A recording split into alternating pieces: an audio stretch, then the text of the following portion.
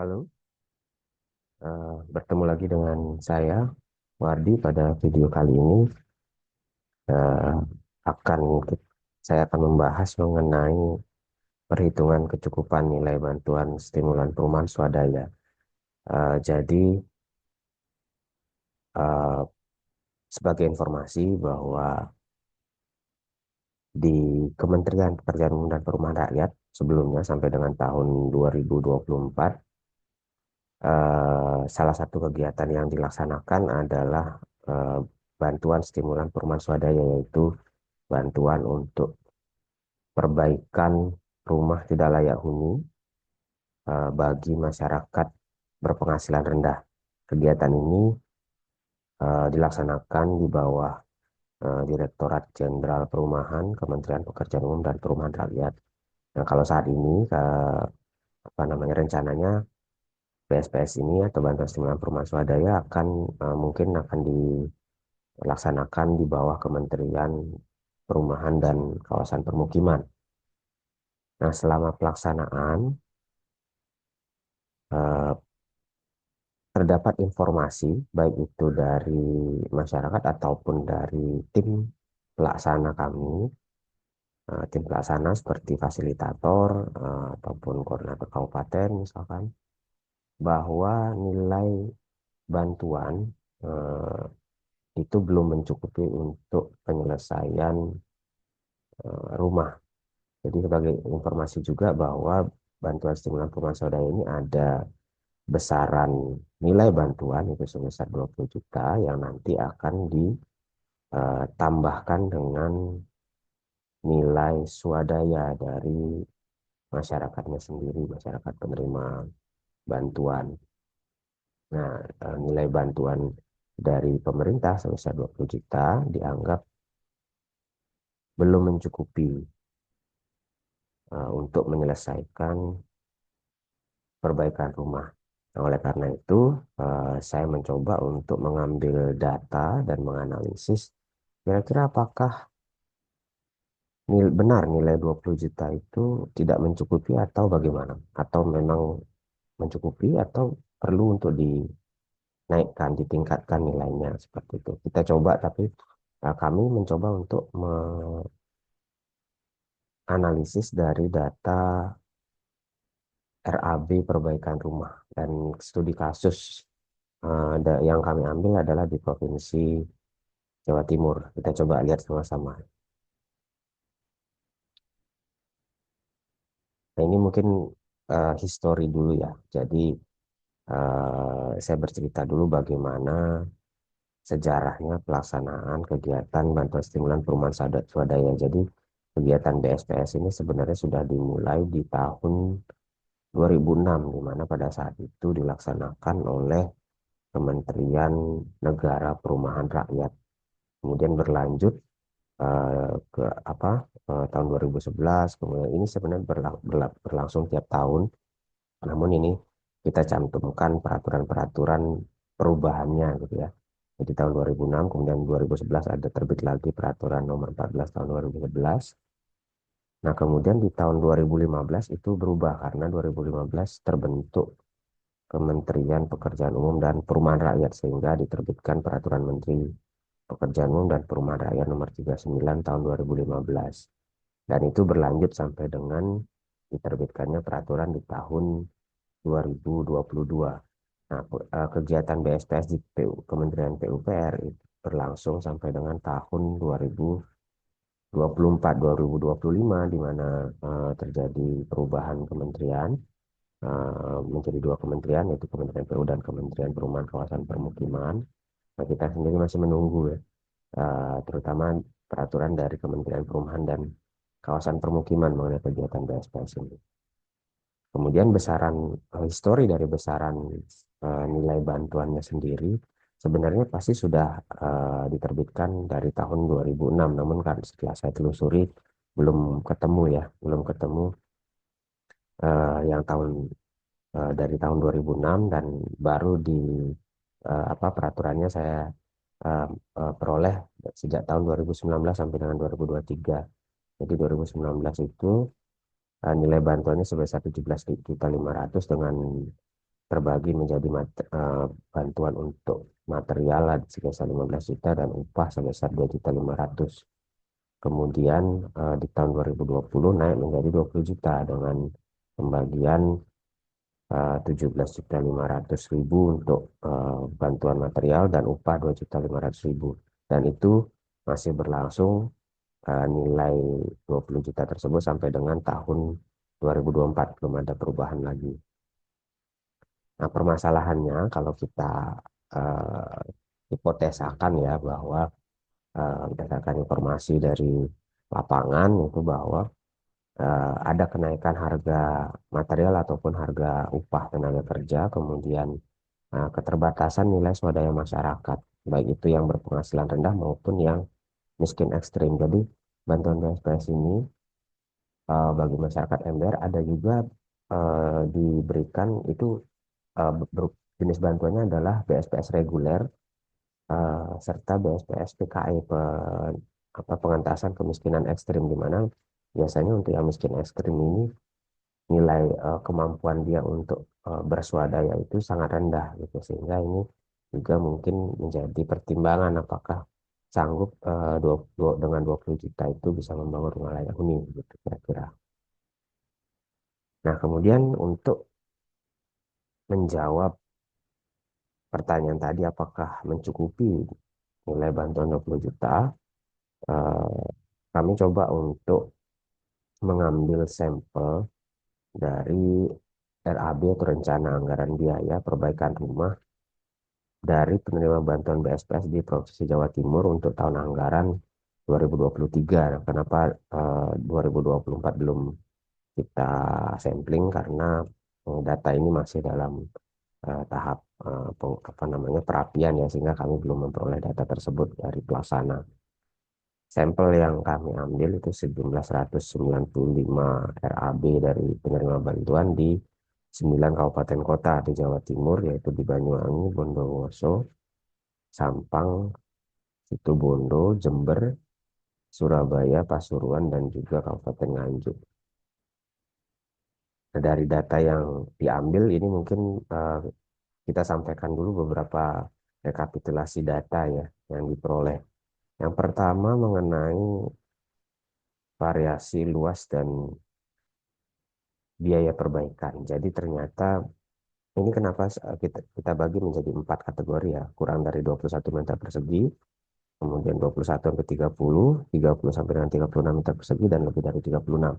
Karena apa namanya, kami membagi berdasarkan ketentuan rumah umum dari Permen Kepmen PUPR ya, di mana eh, ketentuan dari rumah umum itu adalah antara 21 sampai dengan 36 meter persegi. Gitu. Jadi ini sehingga itu menjadi patokan. Nah, ternyata setelah dibagi dari sampel yang kami peroleh, untuk luas rumah yang dibangun kurang dari 21 meter persegi, itu hanya 2 unit atau 1,03%. Kemudian yang luasnya 21 sampai dengan 30, 65 unit atau sekitar 33%. 30 sampai dengan 36 meter persegi, 76 unit atau sekitar 38%. Dan lebih dari 36 meter persegi, 52 unit atau 26%. Ini berarti paling besar itu adalah luasan rumah sekitar 30 sampai dengan 36 meter persegi. Kalau kita lihat biaya perbaikan rata-ratanya untuk yang kurang dari 21 meter persegi, biayanya sekitar 31,9 juta rupiah. Kemudian untuk yang 21 sampai 30 itu sekitar 28,6 juta. Kemudian untuk 30 sampai dengan 36 itu sekitar 32,6 juta. Dan luasan yang lebih dari 36 sekitar 36,7 juta. Nah, kalau untuk yang luas 21 meter persegi, nilainya 31 lebih besar dari yang 21 sampai 30 ini memang karena ternyata jumlahnya masih sedikit ya, 2 unit, sehingga mungkin rata-ratanya ini kurang begitu menggambarkan. Tapi kalau kita lihat yang untuk 21 sampai 30 itu 28, kemudian 30 sampai 36 32 juta, dan lebih dari 36 36 juta itu sudah mengalami peningkatan sesuai dengan luasan. Jadi sudah tergambar ya bahwa semakin luas maka dia semakin besar untuk apa namanya nilai perbaikannya dengan selisih sekitar 4 juta gitu ya. Kemudian kita juga memperoleh data mengenai rata-rata penghasilan, di mana karena masyarakat berpenghasilan rendah ini di Jawa Timur rata-rata adalah sebagai petani atau buruh tani, jadi pekerja informal sehingga nggak ada lift gaji, sehingga data penghasilan itu biasanya menggunakan surat pernyataan mereka, apa namanya, misalkan sebagai petani dalam satu kali masa panen berapa bulan menghasilkan berapa rupiah, itu dibagi sehingga diperoleh penghasilan per bulan. Nah, rata-ratanya ini sekitar 1.060.000. Tapi ini rentangnya antara 300.000 sampai dengan 3 juta rupiah ya. 3 juta rupiah. Kemudian rata-rata biaya perbaikan rumah secara keseluruhan itu sekitar 32,4 juta rupiah dengan eh, apa namanya, untuk material sebesar 27,4 juta atau 84,85%, dan upah sebesar 4,9 juta atau 15,15%. Lalu kita juga mendata mengenai bentuk keswadayaan.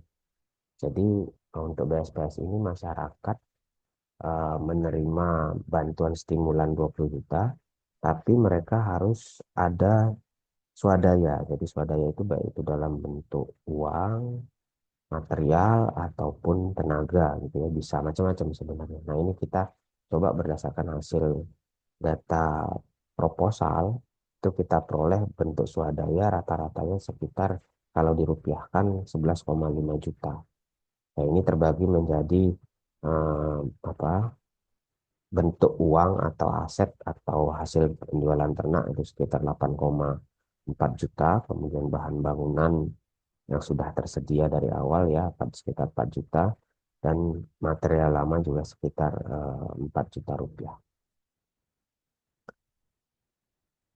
Nah, kemudian kalau kita bagi lagi komponen per komponen ya, jadi perbaikan rumah itu kalau kita lihat RAB-nya eh, terbagi menjadi 4 komponen, yaitu struktur, arsitektur, sanitasi, dan juga upah. Nah, dari rata-rata perbaikan rumah 32,4 juta rupiah, aspek struktur itu sekitar 47,98%. Jadi yang paling besar adalah biaya untuk struktur.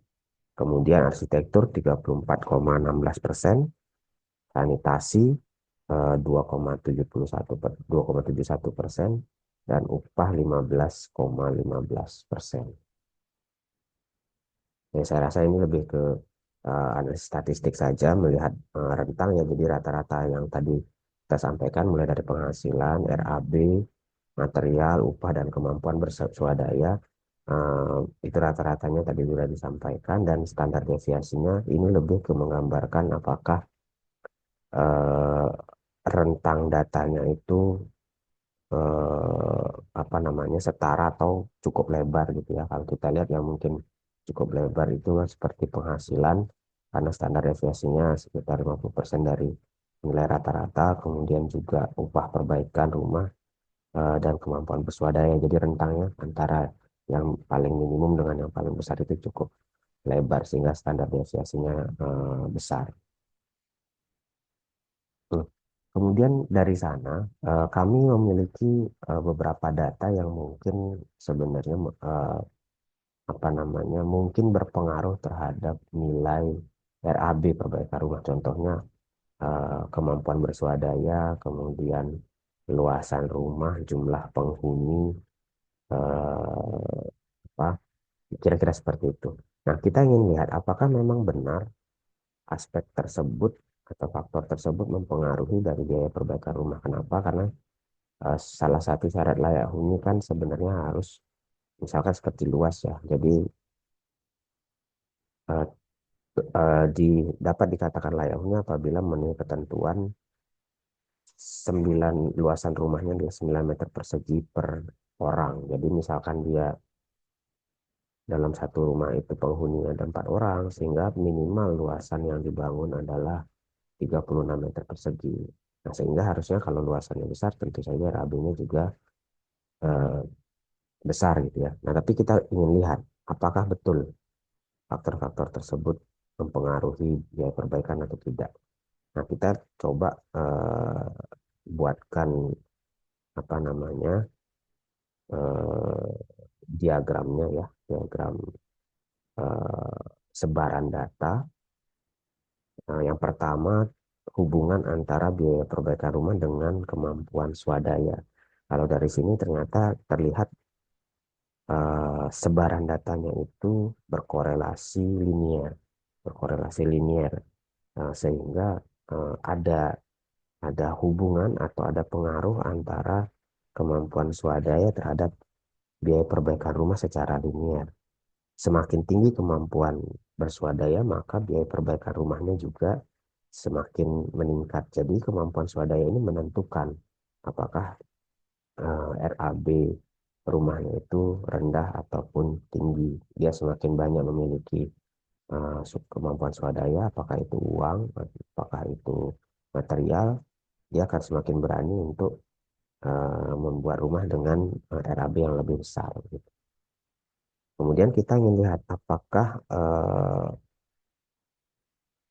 rata-rata penghasilan per bulan itu mempengaruhi kemampuan swadaya atau tidak. Ternyata berdasarkan sebaran data, rata-rata penghasilan itu tidak mempengaruhi kemampuan swadaya. Tentu saja otomatis tidak mempengaruhi besaran nilai RAB perbaikan rumah. Jadi tingkat penghasilan itu tidak berkorelasi sama sekali dengan kemampuan swadaya. Kenapa? Karena masyarakat tidak hanya berswadaya dari tabungan atau uang tunai yang diperoleh dari penyisihan penghasilannya, tetapi mereka bisa memperoleh swadaya dari bantuan keluarga, penjualan aset, hasil panen atau penjualan ternak, ataupun material bekas yang masih dapat digunakan, sehingga penghasilan mereka per bulannya itu tidak berpengaruh terhadap kemampuan mereka berswadaya. Selanjutnya, apakah luasan rumah, tadi seperti saya sampaikan, luasan rumah berpengaruh nggak terhadap biaya perbaikan rumah? Ternyata dari data kita sudah coba uji untuk hubungan eh, regresinya dengan eksponensial ataupun linear, tapi ternyata tidak memperoleh korelasi yang cukup tinggi ya, sehingga disimpulkan bahwa luas rumah tidak berkorelasi dengan biaya perbaikan. Hal ini karena sebenarnya masyarakat itu membangun rumah dia bukan berdasarkan saya membangun luasan berapa, tapi mencukupkan dengan dana bantuannya. Misalkan dana bantuannya 30 juta gitu, 20 dan mereka mampu berswadaya 10 juta. Kalaupun mereka ingin membuat luasan yang besar, nanti mereka akan menyesuaikan. Jadi misalkan luasan besar mereka hanya memastikan bagian eh, luarnya misalkan yang sudah layak huni, tapi partisi per kamarnya mungkin tidak terlalu lengkap begitu ya, tidak terlalu lengkap, atau nanti akan karena mereka berpikir akan dilakukan setelah nanti punya dana kembali, tidak berdasarkan program pada saat program BSPS ini berjalan gitu, atau mungkin misalkan tidak diplester keseluruhan, hanya bagian fase, karena syarat untuk BSPS hanya minimal diplester bagian luar itu di fasad depan, misalkan seperti itu. Jadi syarat-syarat utama layak huni terpenuhi, tapi mereka akan menyesuaikan tambahannya itu tidak perlu mereka lengkapi, misalkan nanti bertahap akan mereka perbaiki gitu. Sehingga biaya perbaikan rumah itu eh, mereka mencukupkan dari dana bantuan dan kemampuan swadaya. Kemudian apakah jumlah anggota keluarga berpengaruh terhadap luas rumah? Tadi seperti saya sampaikan bahwa standar layak huni adalah 9 meter persegi per orang, sehingga harus dikalikan dengan jumlah penghuni. Atau kalau data yang kami peroleh ada berdasarkan jumlah orang yang ada tercantum di KK-nya penerima bantuan gitu. Nah, ternyata dari data sebaran data tidak ada korelasi antara jumlah anggota keluarga dengan luasan rumah yang dibangun. Nah, ini karena tadi masyarakat membangun menyesuaikan dengan ketersediaan dana, bukan berdasarkan jumlah penghuni ataupun luasan rumah gitu. Selain itu juga temuan data di lapangan ternyata luasan rumah yang dibangun itu masih banyak sekitar 35% itu belum memenuhi ketentuan 9 meter persegi per orang. Hingga ini menjadi bahan evaluasi juga pada saat pelaksanaan BSP selanjutnya. Nah, kita coba untuk melakukan analisis kecukupan nilai bantuan perumahan swadaya dengan 5 aspek ya. Yang pertama berdasarkan selisih antara RAB dengan dana bantuan BSPS dibandingkan dengan kemampuan swadaya masyarakat. Kedua, berdasarkan analisis persentase nilai swadaya masyarakat terhadap rata-rata RAB yang sebenarnya ini nomor satu dan nomor dua ini apa kurang lebih hampir sama ya. Kemudian yang ketiga berdasarkan analisis penyelesaian komponen rumah layak huni. Yang keempat berdasarkan analisis nilai inflasi. Dan yang kelima berdasarkan analisis kenaikan harga material dan upah untuk menjawab tadi apakah benar dengan adanya kenaikan material dan harga material dan upah sehingga perlu ada perubahan nilai bantuan. Kita ingin lihat. Oke, yang pertama untuk analisis berdasarkan nilai swadaya masyarakat ya. Jadi kita bandingkan dulu ternyata dari rata-rata perbaikan rumah 32,4 juta yang terbagi menjadi material 27,4 dan upah 4,9, sementara dana BSP sebesar 20 juta yang terbagi menjadi 17,5 juta material dan 2,5 juta untuk upah, terdapat selisih. Selisih material 9,9 juta dan upah 2,4 juta sehingga totalnya adalah 12,4 juta. Nah, selisih 12,4 jutanya harus ditutupi oleh swadaya masyarakat. Sementara rata-rata kemampuan swadaya masyarakat adalah 11,5 juta. Sehingga oleh karena itu masih terdapat kekurangan untuk menutupi biaya perbaikan sebesar 32,4 juta itu perlu tambahan 818.681 rupiah.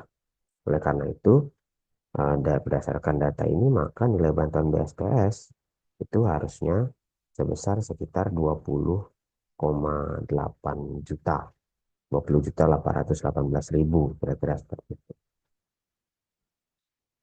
Tapi eh, dari data ini kami coba cross-check dengan satuan kerja pelaksana, tim dari pelaksana di satuan kerja ya, bahwa mereka menyampaikan sebenarnya terdapat kemungkinan bias dari nilai swadaya masyarakat. Jadi belum tentu nilai swadaya itu benar-benar memang mereka mampu berswadaya sebesar itu. Karena kadang masyarakat memaksakan, memaksakan swadaya itu agar mencukupi untuk RAB perbaikan rumah. Bahkan ada yang berhutang untuk perbaikan rumah. Alasannya mumpung ada program sehingga udah sekalian saja mereka melakukan perbaikan sehingga dioptimalkan rumahnya. Jadi bisa jadi kalau misalkan ditanyakan real swadanya bisa lebih rendah dari 11 juta tadi begitu. Kemudian RAB yang digunakan itu merupakan penyesuaian terhadap nilai bantuan dan besaran swadaya tadi bukan menyesuaikan terhadap luasan rumah, tapi mereka menyesuaikan dengan oke saya dapat nilai bantuan berapa, swadaya berapa sehingga eh, kurang sesuai jika dijadikan perbandingan RAB rumah yang memenuhi standar layak huni ya. Nah, mungkin opsinya adalah kita bisa bandingkan dengan RAB rumah berdasarkan prototipe rumah layak huni dari Kementerian PUPR nomor 2947 tahun 2024. Mungkin ini salah satu opsi saja, tapi analisis di sini belum mencakup opsi tersebut.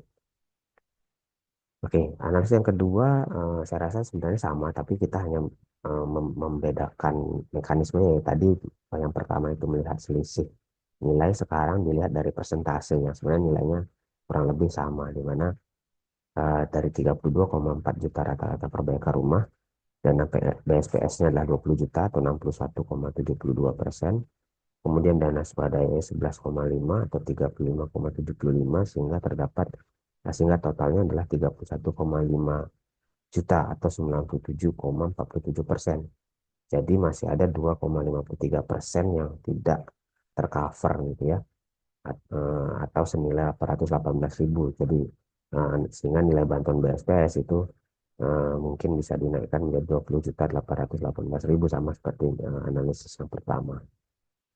Baik, kemudian kita lanjut ke analisis yang ketiga, yaitu berdasarkan komponen rumah layak huni. Nah, jadi seperti apa namanya yang tadi sudah dijelaskan, eh, apa namanya, kita lihat kriteria rumah layak huni itu apa dulu. Yang pertama dari ketahanan bangunan, kemudian kecukupan luas tempat tinggal, ada sanitasi layak, air minum layak, pencahayaan dan penghawaan. Nah, untuk ketahanan bangunan ini itu merupakan aspek struktur dan arsitektur. Kemudian kecukupan luas juga aspek arsitektur, sanitasi layak aspek air minum dan sanitasi, air minum layak aspek air minum dan sanitasi, pencahayaan dan penghawaan itu aspek arsitektur. Nah, berdasarkan data komponen RAB rumah yang tadi sebelumnya sudah disampaikan, struktur itu sebesar 47,98%. Arsitektur adalah 34,16%, sanitasi 2,71%, dan upah 15,15%. Nah, kalau misalkan kita bagi berdasarkan penyelesaian rumah layak huni dari aspek struktur dan arsitektur saja, itu totalnya 82,15%, atau jika dirupiahkan sekitar 26,6 juta rupiah. Kemudian untuk sanitasi dan upah misalkan itu dari dana swadaya itu 17,85% atau 5,7 juta. Nah, jika kita bagi ya, anggap misalkan aspek utama struktur dan arsitektur itu menggunakan dana BPS, kemudian dana swadaya difokuskan untuk sanitasi dan upah, maka dana BPS harus perlu sebesar 26,6 juta rupiah, kira-kira sebesar itu.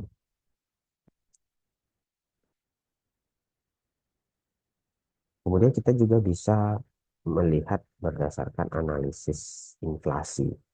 Nah, jadi dari tahun 2020 pertama kali nilai bantuan 20 juta itu ditetapkan. Nah, sebenarnya sudah terjadi inflasi sampai dengan tahun 2024. Jika kita melakukan perhitungan berapa sih nilai 20 juta itu di tahun 2024 jika dilihat dari inflasi. Nah, ini kita bisa lihat dari tabel ini ya. Jadi rumus yang digunakan itu mata uang di tahun berjalan itu mata uang di tahun sebelumnya dikalikan dengan 1 ditambah dengan nilai inflasi. Nah, kami memperoleh data nilai inflasi dari BPS per tahunnya seperti di tabel, sehingga dikalikan secara bertahap sejak tahun 2020 sampai dengan 2024, sehingga diperoleh nilai mata uang 20 juta di tahun 2024 adalah sekitar 22,4 juta. Sehingga jika kita memperhitungkan nilai inflasi, maka dana bantuan BSPS di tahun 2025 itu mungkin bisa mempertimbangkan sebesar 22,4 juta. Yang kelima, kita melihat analisis berdasarkan kenaikan harga material dan upah. Nah, untuk menganalisis ini, kami coba mendata berapa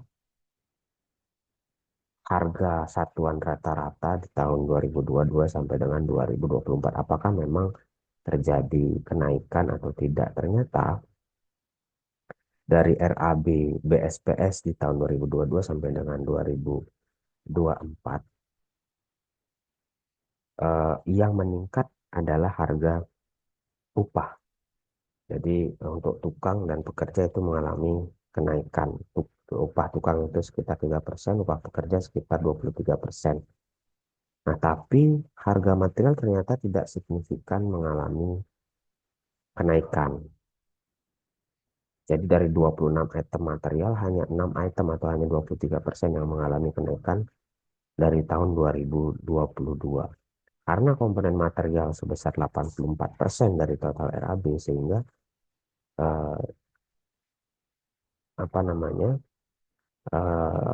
aspek atau faktor kenaikan harga material tidak signifikan berpengaruh terhadap RAB. Kita bisa lihat di tabel harga tersebut, malah ada yang banyak yang mengalami penurunan ya sejak tahun 2022. Nah, kalau kami konfirmasi ke pelaksana, ini juga mungkin efek dari adanya perubahan mekanisme pemilihan toko di mana pelaksana melakukan seleksi terbuka terhadap pemilihan toko, sehingga toko berlomba-lomba untuk menawarkan harga yang lebih rendah.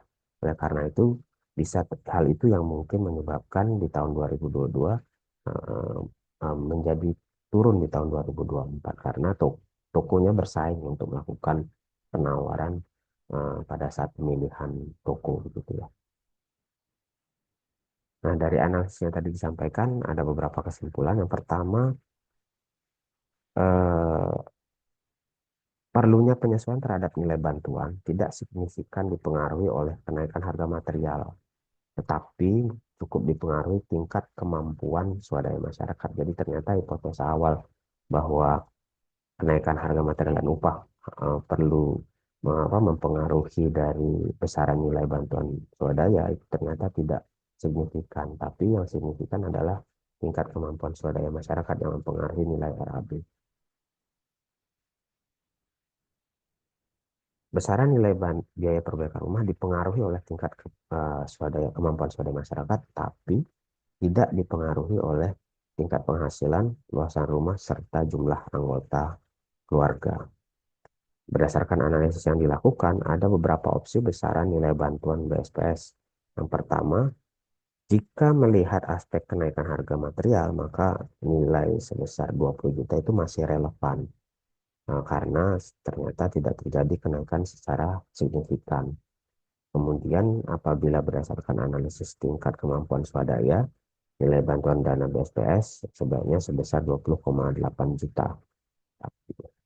Jika melihat berdasarkan analisis komponen rumah layak huni, nilai bantuan BSPS sebesar 26,6 juta, sedangkan berdasarkan analisis nilai inflasi, nilai bantuan BSPS sebesar 22,4 juta.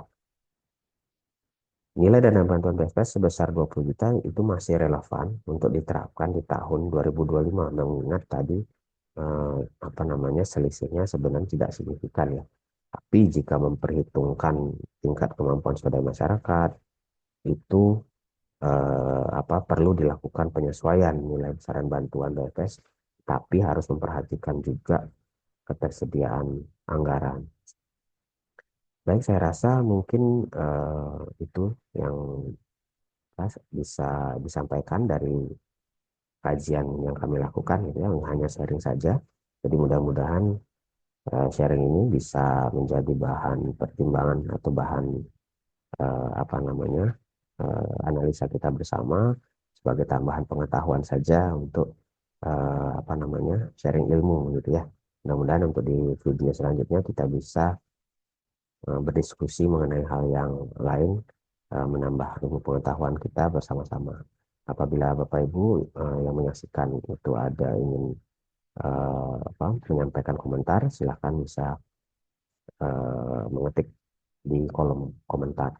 Terima kasih atas perhatiannya.